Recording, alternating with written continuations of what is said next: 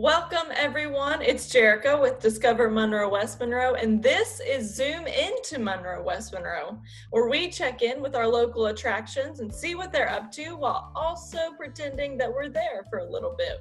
They'll give us tours, take us through exhibits, do demonstrations for us, and we'll get to pretend that we're at Discovering Monroe West Monroe just like normal.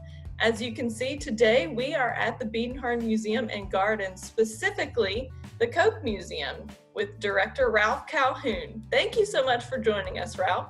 Hey, Jericho, we're doing great. We want to welcome you to Monroe, Louisiana's Biedenharn Museum and Gardens. And for the folks that are watching out there that don't know us very well, we've got a historic house, a garden, a Bible museum, and the Coke Museum. We're in the Coke Museum today. Awesome. How are you guys doing during this time? What are y'all up to these days? Because much of what we do is face-to-face interaction with the public, we've actually had to furlough a lot of people.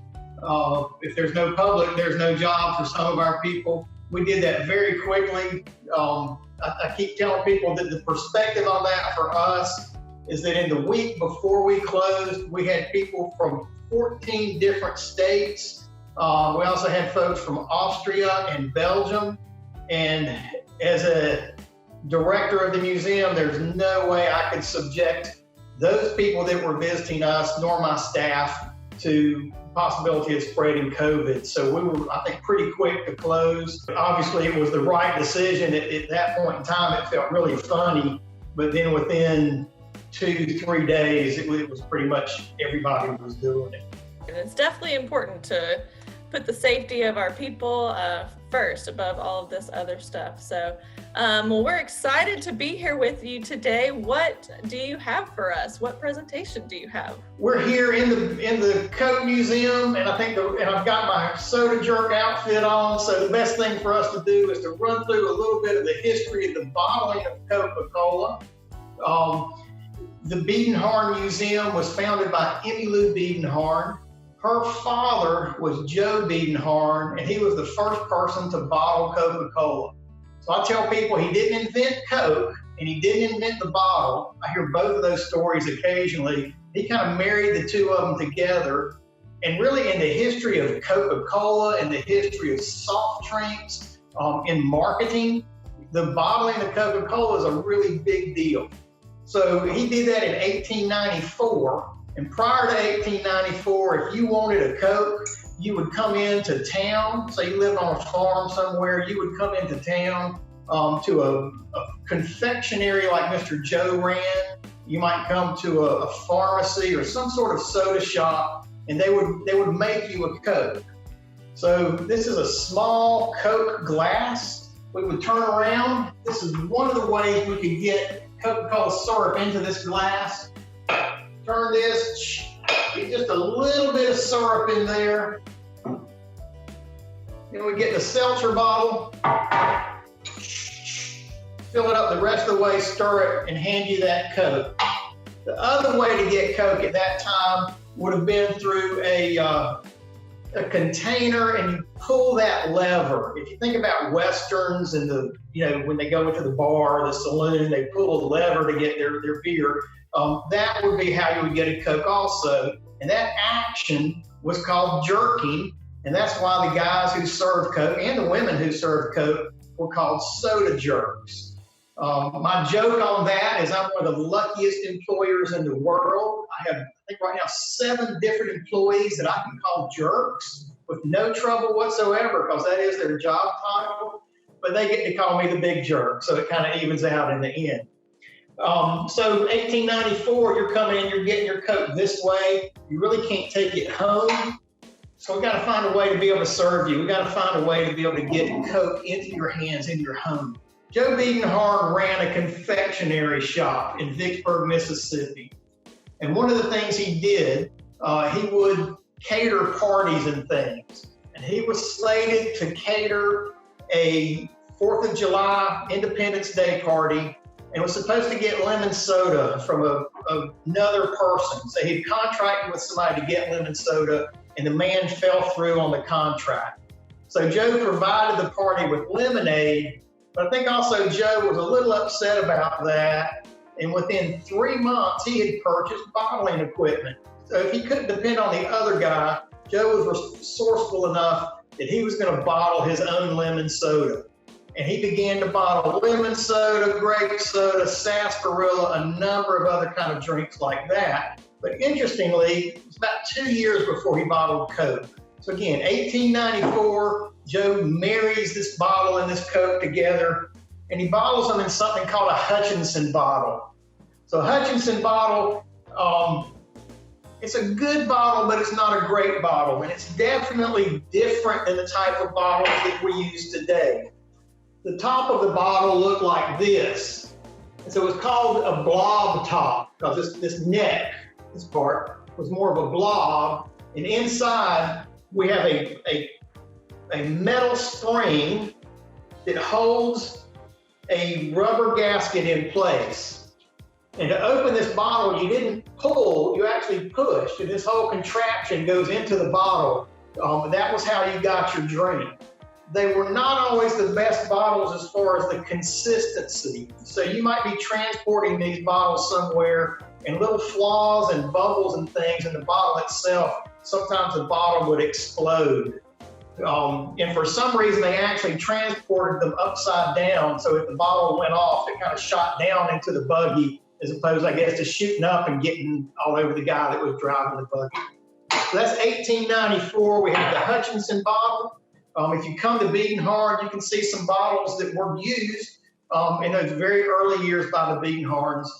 We can't tell you exactly where that first bottle that he put Coke in ended up, but many of the early bottles we actually have on display now. Coca-Cola is a popular drink.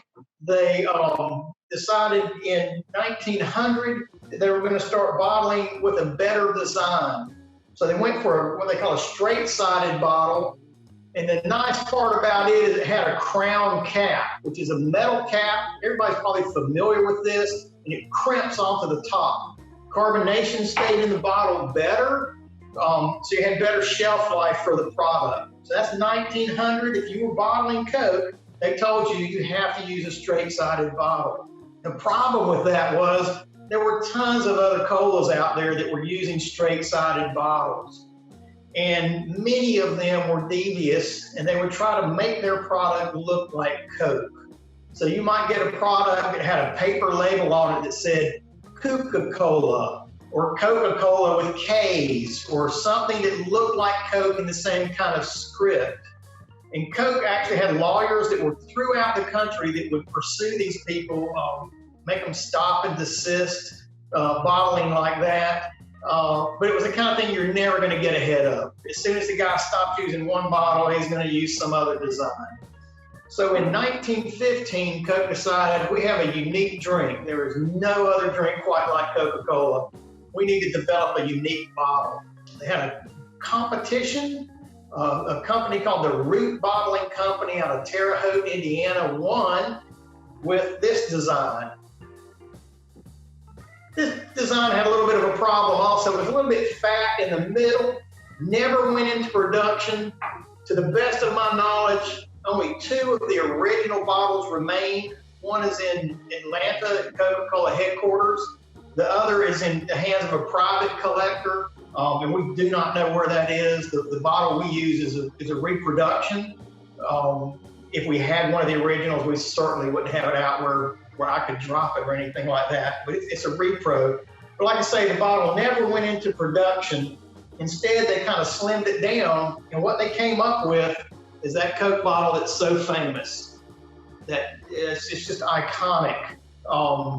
It's supposedly one of the best known, if not the best known, corporate symbol in the world. People know a Coke bottle. Part of the idea behind a Coke bottle was if you reached into a cooler at night and you couldn't see what drink you were grabbing, when you grabbed that Coke bottle, just by the shape and the feel, you knew you had it, as opposed to something that was in a standard straight-sided bottle. So that was part of Coca-Cola's identity.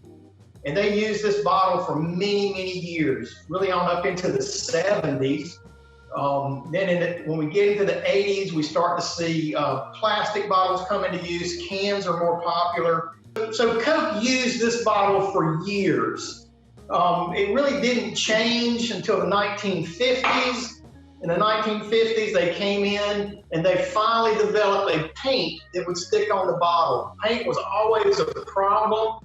These things, we think that recycling is somehow a new issue. Coke recycled bottles, all of these soda companies recycle bottles, but they found that paint just wouldn't stay on. And it wasn't until the early 50s that they found this paint that would stay on a bottle through continuous washings and traveling back and forth and bumping up against each other. And really, we see these glass bottles all the way through the late 70s, and then cans and plastic start to take over. You can still get Coke in the small bottle. It's this bottle, which is slightly different. Still has the same feel and look as the traditional bottle, but it's actually a smaller bottle, but it contains more.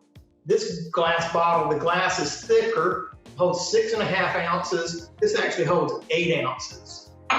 If you come to the Biedenharn Museum, whenever we're able to reopen, we hope you will visit us. When you come, you can get Coke in this little 8-ounce bottle for a nickel. 5 cents is all it takes to get a Coke in this bottle. Of course, my joke on that is you have to pay admission and take a tour to be able to spend your nickel, but it's really worth it. I always say that people enjoy spending a nickel on a Coke more than if they get it free. There's a lot of nostalgia there that you just don't get other places. So we hope everybody's healthy and happy during this time, and we do hope you'll come back and see us. We're much more than the Coke Museum. We have a lot to offer. Thank you. Yeah, that was great.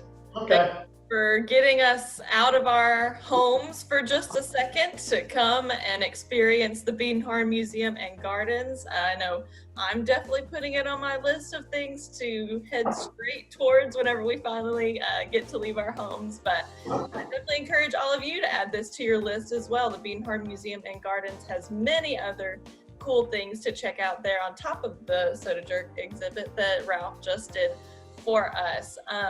Ralph, what are some ways that people can support you during this time? Is there anything that people out there can be doing? I think there are a few things they could do for us as a museum. Get on Facebook. We have a great Facebook presence. Join our email group. We're not sending out emails every week, but we are sending them out so folks can kind of know what's going on.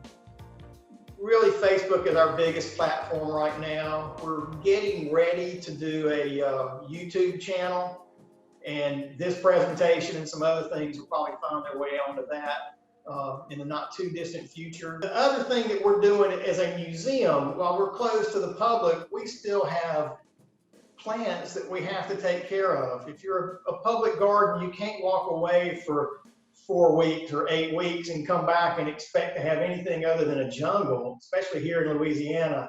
So our garden crew is working a somewhat limited schedule right now, but we've got somebody in the garden every day. They're mowing, they're pruning, they're making sure things are watered.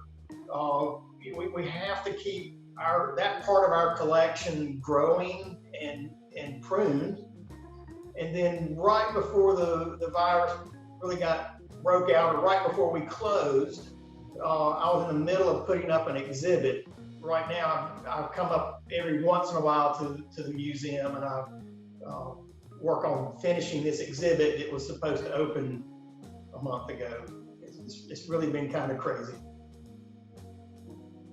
It definitely has. It came on so quick and so fast, so it was hard to kind of adjust to all of that so quickly, but kind of the new normal right now, but hopefully we can get back to our old normal, the real way of life. We definitely miss being at your museum and seeing you guys and all of our other cool attractions in Monroe, West Monroe as well. So, all right, and that's all we have for you today. Check back later as we continue to zoom into Monroe, West Monroe to check into other attractions and other places around here that we can't physically go to, but we can zoom in. Obviously, we didn't have to stretch too far to come up with a title for that. We're literally just using the Zoom app. So let us know who else we should zoom in with. What other attractions or restaurants or local organizations just tag them in the comments below and we'll work to get to them. See y'all next time. Keep discovering Monroe, West Monroe, but remember to discover responsibly. Thank you.